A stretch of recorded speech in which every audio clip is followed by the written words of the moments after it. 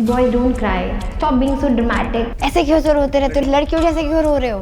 पर जब ब्रदर्स हमारे कभी थोड़ा सा इमोशनल होते हैं, वी आर लाइक कि ये लड़कियों जैसे रो रहा है, सबको दे दूँ अपने लिए कुछ नहीं करूँगा।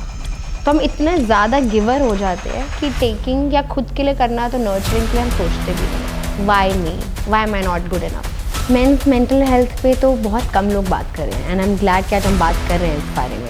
मेंस मेंटल हेल्थ क्या एक ही साइलेंट क्राइसिस बन चुका है आज की डेट में? मेन को हमेशा एक इस नज़रिए से देखा गया है, एक प्रोवाइडर की नज़र से, है ना। एक उसको एक हमने एक दर्जा दिया है कि being masculine is being a provider, जो हमें पैसा ला के देगा, हमारी फैमिली को प्रोटेक्ट करेगा और सब कुछ सेफ्टी का ध्यान रखेगा। बट कभी हमने मेन को एज अ ह्यूमन कब देखा है? That's a point. As a human हम देखते हैं but in a provider role, but emotional role में तो हमने कभी देखा ही नहीं है। हमने अपनी मदर्स को इमोशनल होते हुए देखा है, अपनी दादी को इमोशनल होते हुए देखा है, इनफैक्ट अपने घर में जितनी भी लड़कियां उनको देखा है। पर जब ब्रदर्स हमारे कभी थोड़ा सा इमोशनल होते हैं, वी आर लाइक कि ये लड़कियों जैसे रो रहा है, आज इसको क्या हो गया मम्मा, कि ऐसा क्यों बिहेव कर रहा है। छोटे छोटे बच्चों को भी दिमाग में यही फीलिंग है। In development psychology we understand this कि लड़के और लड़कियों के इमोशंस को भी अलग अलग तरीके से हमने तोड़ रखा है, नर्चर किया है, और हम बचपन से वैसे ही नर्चर कर रहे हैं। तो जब वो एक बॉय बड़ा होकर आदमी बनता है तो डिप्रेशन तो नॉर्मल है, लेकिन क्या इस बारे में बात की जाती है? क्या उसे खुद को भी पता है कि वो डिप्रेस फील कर रहा है? क्योंकि मैंने तो ये नोटिस किया है कि लड़कों से जब बात कर लो इमोशंस और फीलिंग्स की, तो उन्हें लेबल करना भी नहीं आता। वो बोलते हैं I am feeling okay, okay feel कर रहा हो ना, हाँ ये तो, अच्छा तू उसे ओवरवेल्म कहती है, अच्छा तू इसको ये कहती है। मतलब मेरे काफ़ी लड़के दोस्त और जब उनसे बात करते थे लाइक इतने टाइप के इमोशंस हैं, हमें तो लगता है तो इतने टाइप के सिर्फ पिंक के कलर्स हैं। सो इमोशनल लिविंग से लेकर उनको प्रोवाइडर के रोल में कहाँ ही उनको दिया गया इतना स्पेस कि वो डिप्रेशन को फील भी कर पाएँ। और फील तो बाद में है, बोलने की तो आप सोचो ही मत।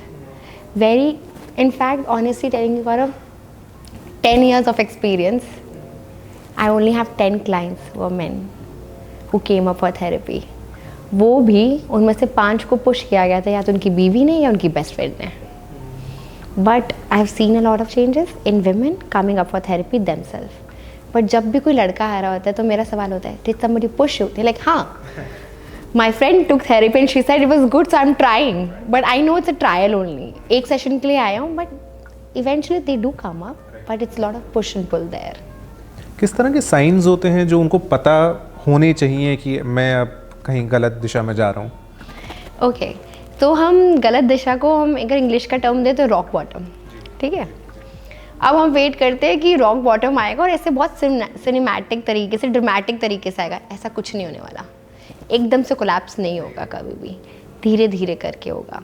पहला इसका साइन है, जो चीज़ें आप इंजॉय करते थे आप उसी में आपका इंटरेस्ट ख़त्म होता जा रहा है, राइट। सेकेंड है, आप इमोशनली डिस्टेंट फील कर रहे हो। हमने अभी बात करी थी इमोशनल नमनेस की, that is also one of the major sign कि व्हेन यू आर फीलिंग कि जो I don't know how my feeling, मुझे पता ही नहीं है मेरे अंदर फीलिंग क्या है। This is also very important sign that for a man to know. Also isolation, अकेला रहना, कुछ भी हो रहा है हाँ तुम चले जाओ, तुम कर लो, अपने पे ध्यान ना देना। शायद जो इंसान पहले ग्रूमिंग या क्लोथिंग में इंटरेस्ट दिखाते थे, अब वो अपने पे ज़ीरो हो गया स्पेंडिंग। क्यों? प्रोवाइडर अगेन, सबको दे दूँ अपने लिए कुछ नहीं करूँगा। तो हम इतने ज़्यादा गिवर हो जाते हैं कि टेकिंग या खुद के लिए करना तो नर्चरिंग के लिए हम सोचते भी नहीं है। So these are the few signs that a man should look out for.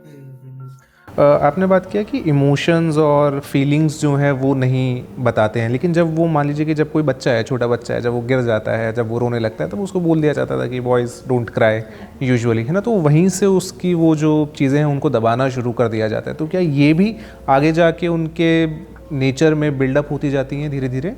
True.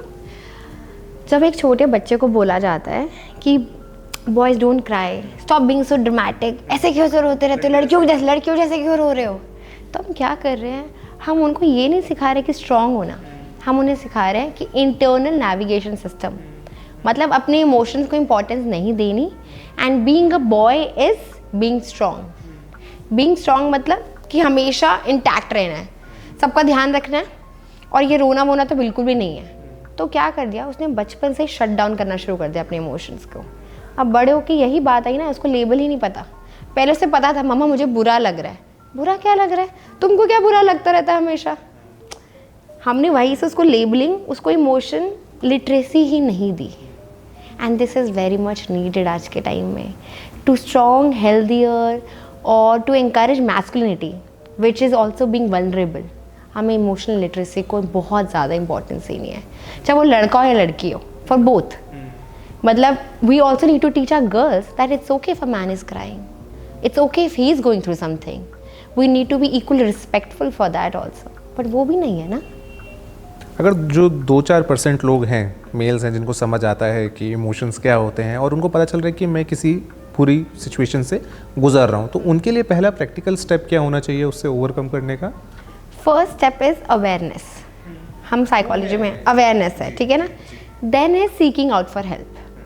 Seeking out for help, मैं ये नहीं कह रही सीधा प्रोफेशनल पे चले जाओ if you think it's very difficult, क्योंकि आज के टाइम में भी हम जितना भी बात कर लें मेंटल हेल्थ को लेके, मैंने अपने क्लाइंटेल्स के साथ भी देखा है कि they still feel apprehensive to say that I was going for therapy.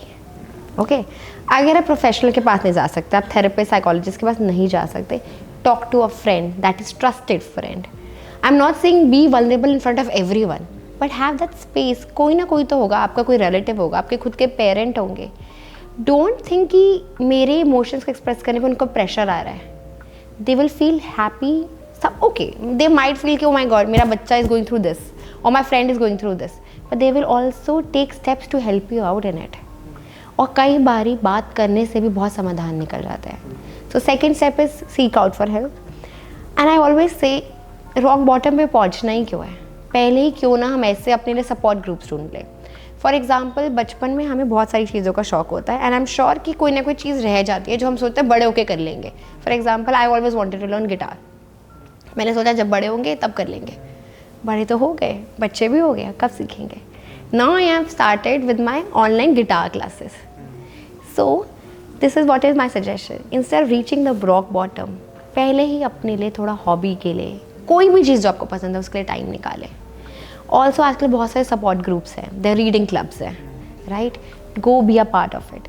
नए लोगों से मिलोगे, एनवायरनमेंट चेंज होगा, एनर्जी चेंज होगी, it will help you a lot. So these are the few things that you can look into. Social media जो है आज के डेट में, वो कितना बड़ा एक प्रेशर ग्रुप, क्योंकि आपने हेल्पिंग ग्रुप की बात की तो मैं प्रेशर ग्रुप पे इसलिए आना चाह रहा हूँ कि वो कितना प्रेशर जो है वो किसी मेल पे बिल्ड करता है कि अब आपको सक्सेसफुल होना ही होना है। क्योंकि यहाँ से मैं किसी यूएस के बंदे की लाइफ देख रहा हूँ जो सुबह 5 बजे उठता है, 7 बजे जिम जाता है, 9 बजे कॉर्पोरेट जॉब में जाता है, उसके बाद शाम को 5 बजे आता है, फिर किसी क्लब में जाता है, फिर शाम को अपनी गर्लफ्रेंड के साथ घूमता है और रात को आके फिर वो रूटीन इसको करता ही रहता है। तो वो कितना ज़्यादा प्रेशर बिल्ड कर देता है किसी इंसान के ऊपर। आई थिंक सोशल मीडिया एक स्लो पॉइजन के जैसे समझो आप, क्योंकि सोशल मीडिया हमेशा आपको आइडियलाइज लाइफ दिखाएगा and to be having that idealize life आप पे बहुत प्रेशर क्रिएट होगा। और ये समझना बहुत ज़रूरी है, सबकी जर्नी अलग है, सबके एक्सपीरियंसेस अलग है। कोई 40s में कुछ कर रहा है, कोई 30s में कर रहा है, कोई अर्ली 20s में कर रहा है, हर बंदे की जर्नी अलग है। इसका पहला स्टेप मैं हमेशा बोलती हूँ, सोने से पहले stop using social media. That is a time when you have to give to yourself. So ये समझना ज़रूरी है कि ये प्रेशर नहीं है, I am just using social media to have fun, कि देखने के लिए। बट अगर आप उससे अपने आप को कंपेयर शुरू कर दोगे, कंपैरिजन से आएगा क्रिटिसिज्म, और क्रिटिसिज्म से कुछ होगा नहीं। आप अपनी लाइफ को सबसे पहले क्रिटिसाइज करते हो, why me, why am I not good enough, and you are good enough. So instead of doing this last 1 hour before sleeping, I always say that last 1 घंटा तो अपने आप को दो कम से कम। Maybe practice gratitude, just simply sit with your emotions, let them process and do not sleep with pressure, क्योंकि स्लीप आपकी इफेक्ट होगी, नेक्स्ट डे भी प्रेशर में ही निकलने वाला है। वो 1-2 पोस्ट आपका पूरा दिन, पूरी लाइफ इफेक्ट कर सकता है।